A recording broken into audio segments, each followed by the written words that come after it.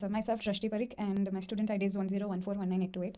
This is my COM3122 Python assignment 4, and I worked on manipulating and analyzing the data from test.csv file, and I'm going to walk you through the steps that I followed. So question 1 was just importing the content from test.csv. So I stored it in the data frame called mydf, and I loaded the data into Python for the further processing. Next question. I displayed the first 3 rows of the data frame using .head function. This allowed me to quickly inspect the data and understand its structure. Third question. In third question, I temporarily deleted the model column by using the .drop function without the in-place parameter. This removed the column for the current operation without affecting the original data frame. In the next question, that is question 4, I permanently deleted the model column by using drop function and reassigning the result back to my df. So it's like in the third question, I just temporarily deleted it, but in the second question, I deleted it and updated the database. So updated my data frame. So here I verified the column removal by checking the remaining column and by printing the mydf.head. So I'll just run it. Wait. Yeah, so as you can see in this one, there is the model column has been dropped. Next, question 5. In question 5, I was asked to delete 1, 3, and 5 of the rows for permanently. So I used the drop function and I indicated the rows here which I want to delete, which was 1, 3, and 5. And after that, I displayed it to confirm. I displayed the first 4 rows and it displayed me the row 0, 2, 4, and 6 because the 1, 3rd, and 5th rows were deleted permanently. In step 6, question 6, I calculated the mean of the range column by using the mean function. This gave me the average value of the data in the range column. So as you can see here, I printed the mean, which came out to be 297.5. Next question. I counted how many times the value f appeared in the type column. Then I replaced all the f values with the AAA using replace function, and I updated the column permanently. After that, I displayed the first 5 rows to check if the changes were made or not. So by using the .replace function, I replaced the f to AAA. So as you can see here in the type, it was f before, as you can see here, but it changed to AAA after this function. Next, question 8. In this, I removed the unwanted characters like comma, dollar, and everything from the cost column to just get the numerical data. So for this, I used the replace function, same thing, and I indicated which thing I want to replace and with what I want to replace it with. And after that, I displayed the few of the columns, in which here you can see the cost here contained dollar before, but after this question, I replaced it to the null here, so the dollar sign has been removed.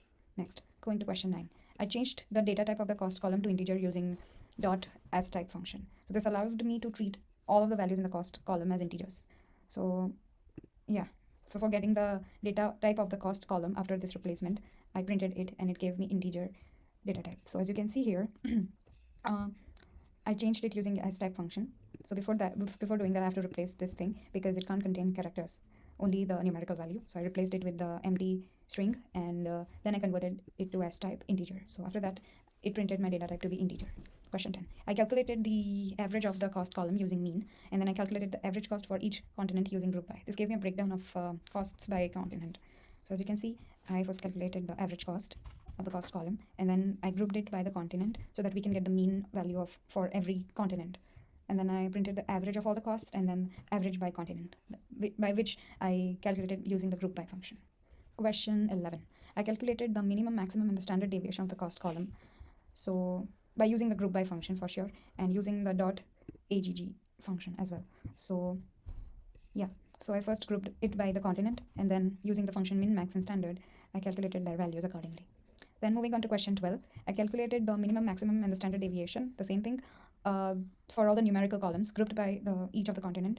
This step provided an overall summary of the numerical data for each continent. So not just for the cost column, it gave me the min, max, and standard deviation for ID, range, value, cost, and everything. And I grouped it by the continent.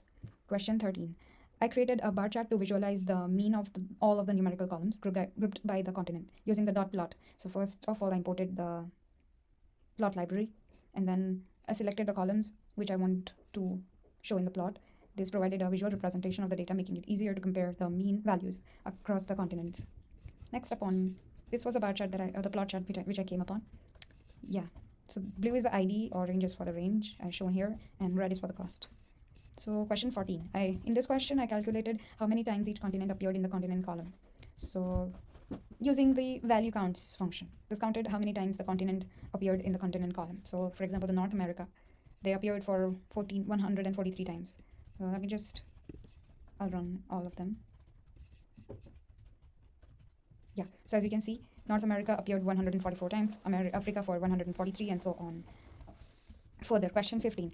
In question 15, I displayed the percentage of each continent in the continent column by using the values count function, the same, multiplied by 100. So it gave me percentage. So it's just the same thing as this. This is the number of times, how many times it appeared, and this is the percentage, how many times each appeared.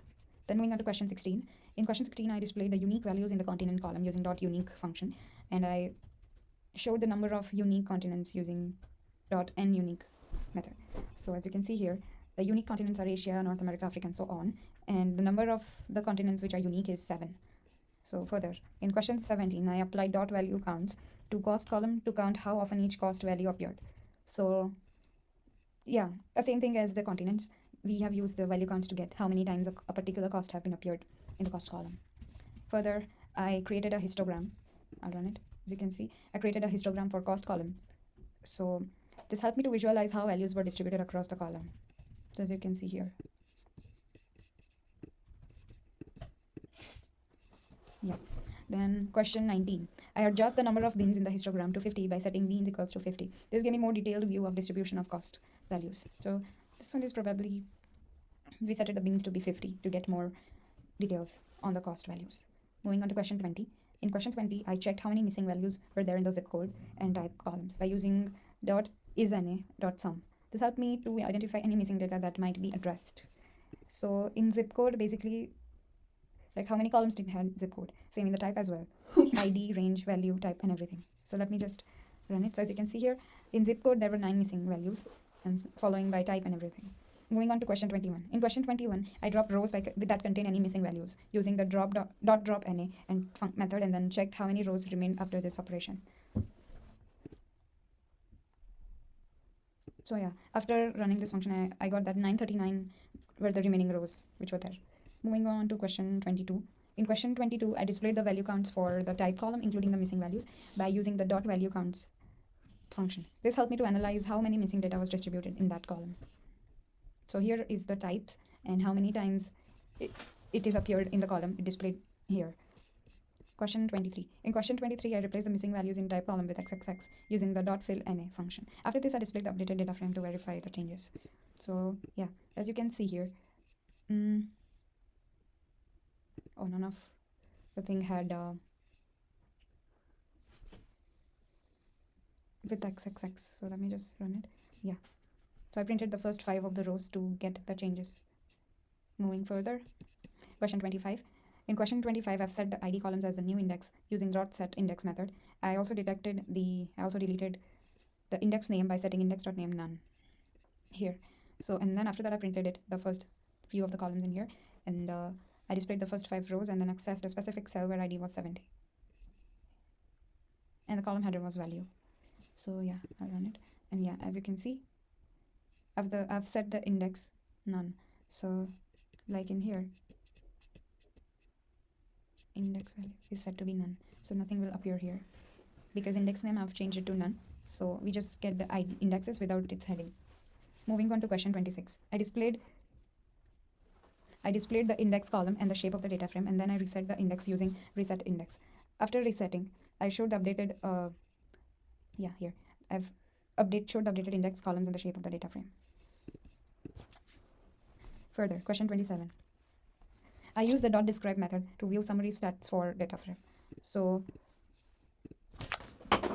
this ensured that after that I retrieved here the value from the first row and the third row of the summary statistics.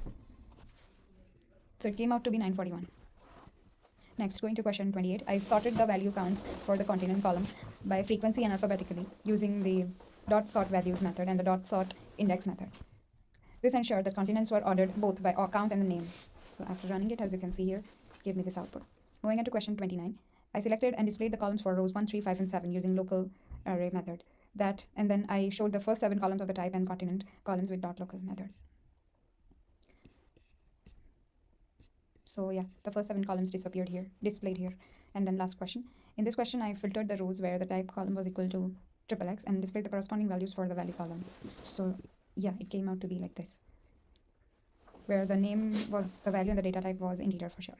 So these were the questions covered during the data cleaning and analysis process for dataset. By following this workflow, I can successfully prepare the data for further analysis and visualization. So that's all from my side. Thank you.